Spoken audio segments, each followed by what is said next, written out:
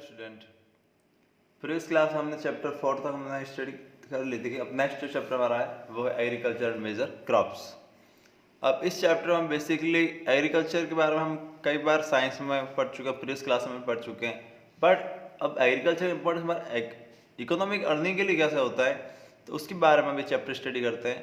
तो इसमें जो मेन फैक्ट जो पढ़ेंगे वो है economic activities, agricultural factor, type of farming जिसमें सब्सिडेंस और कमर्शियल फार्मिंग आएगी। तो आज की क्लास में इतना ऐसी टॉपिक जो कवर करेंगे।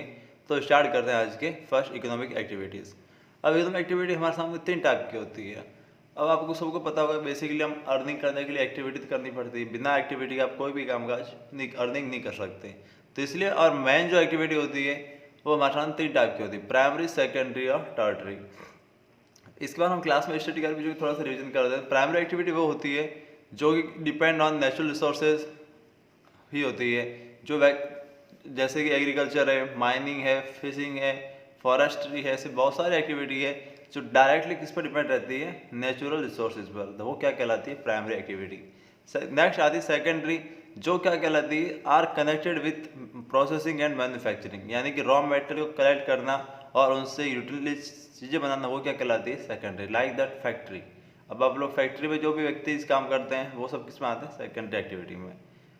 और थर्ड आती है टर्टरी एक्टिविटीज़। तो टर्टरी में आती है providing support to the primary and secondary sector, यानी टर्टरी जो है वो क्या करती है, प्राइमरी और सेकेंडरी में लिंक बनाने का काम करती है ताकि उनके काम का क्या हो सके, ईजी हो सके। जैसे कि ट्रांसपोर्ट, अब जिस प्राइमरी का रॉ मटेरियल है सेकेंडरी तक फैक्ट्री तक पहुंचाना है तो किसकी जरूरत पड़ेगी, ट्रांसपोर्ट की। अब दोनों बीच में मनी का लेन देन करना है तो उसके लिए जरूरत किसकी पड़ेगी, बैंकिंग की।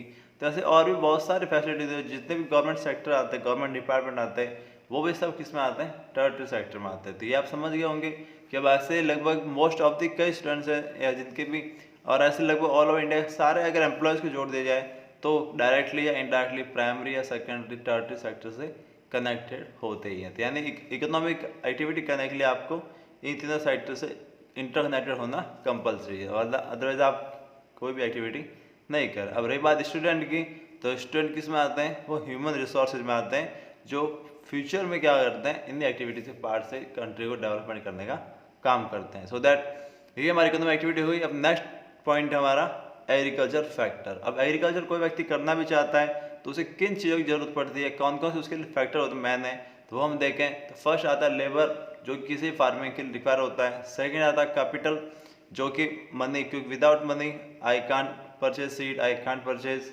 Manure fertiliser, I can't give money to labour. So that every types of importance capital is money.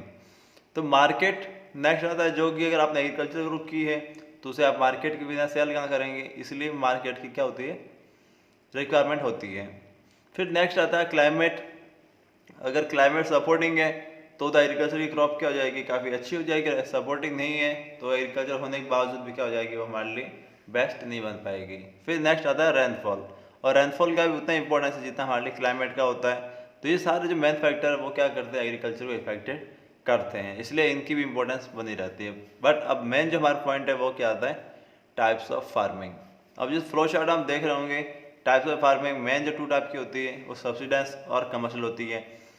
फिर सब्सिडेंस को 2 भागों में डिवाइड किया जाता है, जिसे इंटेंसिव और प्रिमिटिव कहते हैं, और अगेन प्रिमिटिव को 2 पार्ट डिवाइड किया जाता है, शिफ्टिंग और नोमैडिक हार्डिंग कहते हैं। तो ये बेसिक सब्सिडेंस फार्मिंग हो गए।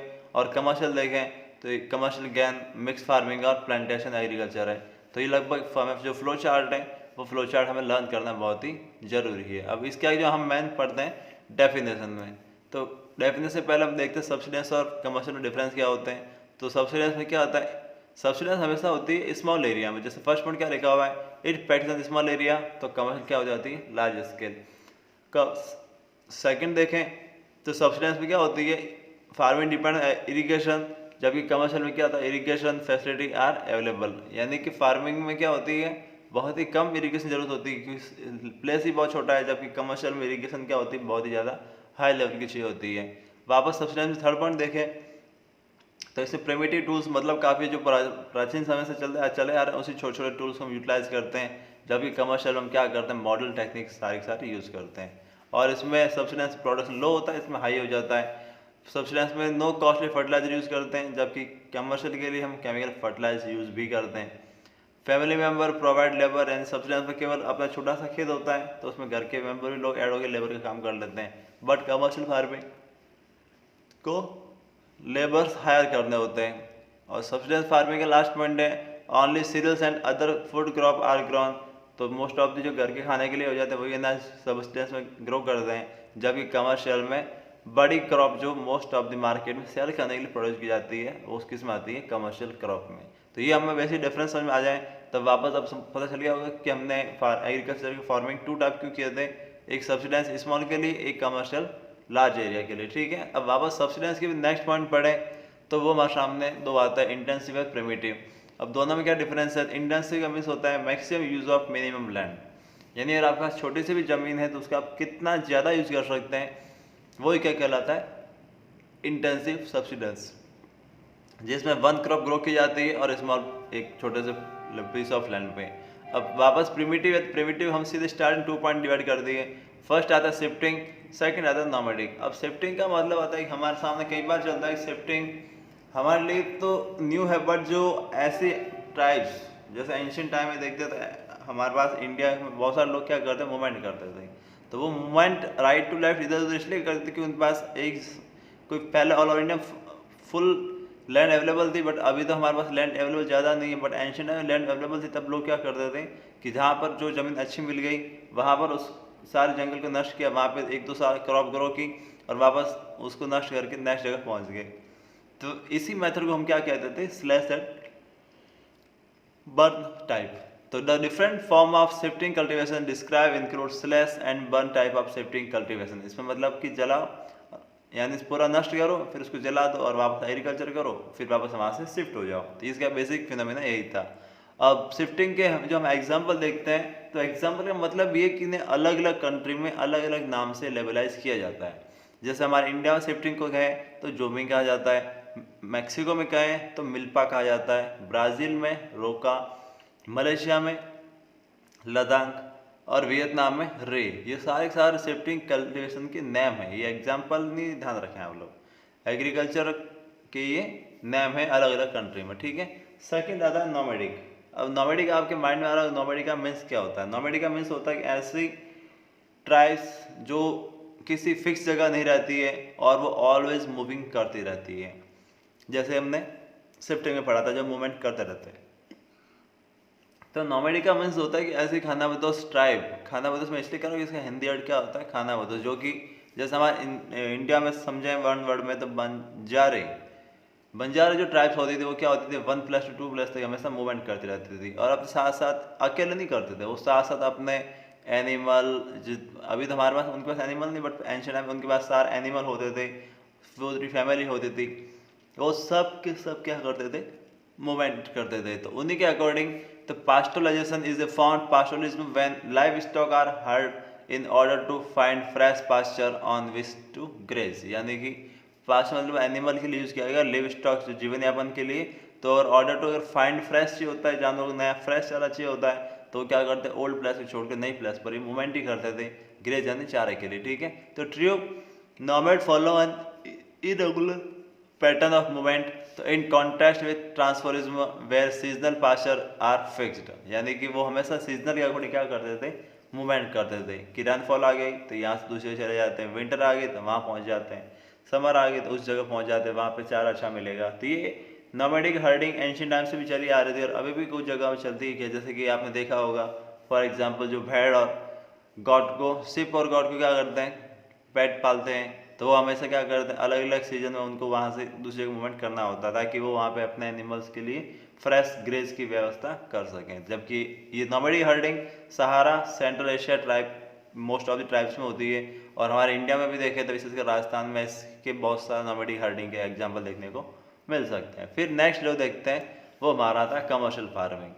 तो आपको जो समझ में आ गया होगा कमर्शियल का मतलब ही क्या होता है? मनी ग्रो करना। और अब छोटा सा किसी का खेत है तो मनी ग्रो तो कर नहीं सकता, इसलिए उसको उसका जो बिजनेस पर्पज यूज करना होता है वही क्या कहलाता है? Commercial farming. तो वही लिखा हुआ first point, agriculture that involve the production of crop and animal rearing for sale, मतलब इसमें प्लांट भी ग्रो करनी है, एनिमल को भी रियरिंग करके सेल करना है। तो इसमें दोनों चीज़ें होती है, इसलिए इसको क्या कहते हैं कमर्शियल फार्मिंग। और कमर्शियल फार्मिंग हमारा सामने 3 टाइप की होती है, combine grain farming, second mixed farming और third plantation agriculture plantation farming.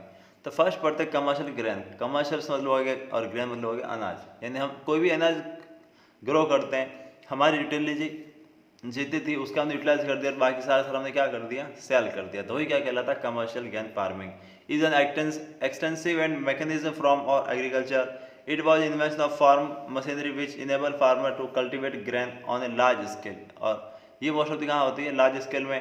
And there is a specialise market in wheat monoculture in many areas in commercial grain farming crop are grown for commercial purpose। इसमें मुख्य purpose क्या होता है कि आप crop से जितना ज़्यादा हो सके मनी को ग्रोथ करें, तो ये होता है कमर्शियल पर्पज। सेकंड आती है मिक्स्ड फार्मिंग। अब मिक्स्ड में क्या हो जाएगा, एनिमल के साथ साथ क्रॉप के साथ एनिमल मिक्स कर दो तो वो क्या बन गया, मिक्स फार्मिंग। तो वही लिखा हुआ इसमें, is a type of farming which involve both the growing of crops and raising of livestock। This type of farming is practiced across Asia country, India, Malaysia, Indonesia, Afghanistan, सारी कंट्री है वहाँ पर ही mixed farming की जाती है। जैसे हमारे India की भी बात करें तो वहाँ पर मिक्स्ड फार्मिंग बहुत ही ज़्यादा की जाती है, तभी लोगों को क्या होती है, हेल्पफुल होती है। तो मिक्स्ड फार्मिंग ना करें और अकेले केवल एग्रीकल्चर की डिपेंडेंट रहें तो पॉसिबिलिटी उनको क्या होता है, उससे ज़्यादा नुकसान होने की पॉसिबिलिटी रहती है, फ़ायदा नहीं होता।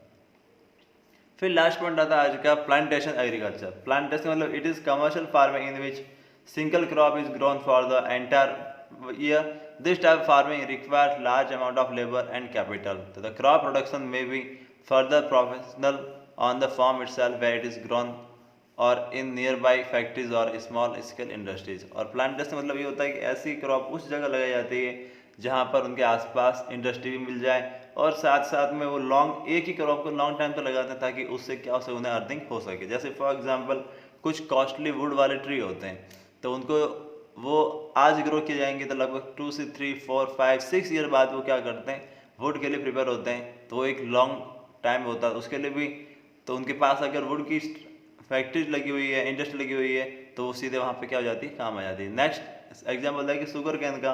तो शुगर कैन भी क्या है, लॉन्ग टाइम 1 ईयर क्रॉप है और अगर उसे अभी ग्रो कर लिया जाए तो 1 ईयर के आसपास उसे अच्छे शुगर कैन बन जाते हैं और उसे केवल और केवल इंडस्ट्री के पर्पज से बनाया जाता है क्योंकि शुगर कैन घर में कोई यूज़ ज़्यादा करता है। जबकि अगर इसके आसपास शुगर की एंड जगरी की अगर गुड़ की अगर इंडस्ट्री लगी हुई है तो वहाँ पे शुगर कैन का फार्मर होगा जो डायरेक्टली क्या करेगा, शुगर कैन वहाँ से कॉन्टैक्ट कर लेगा और डायरेक्ट वो क्या कर सकता है, अर्निंग भी कर सकता है। तो ये सारी चीज़ें हमने कमर्शियल फार्मिंग में पढ़ी और यही हमारे मेन पॉइंट थे। और इस आपको समझ आ गया एग्रीकल्चर उनकी इंपॉर्टेंस और किस प्रकार से होती है। और नेक्स्ट क्लास हम जो पढ़ेंगे वो हमारे डिफरेंट टाइप्स ऑफ क्रॉप पढ़ेंगे और क्रॉप के लिए क्या क्या यूटिलाइज होता है ताकि हमें क्रॉप के बारे में भी कंप्लीट नॉलेज लेके आराम से अपना भी बिजनेस सेटअप करना सीख जाए। ठीक है, थैंक्स फॉर वॉचिंग।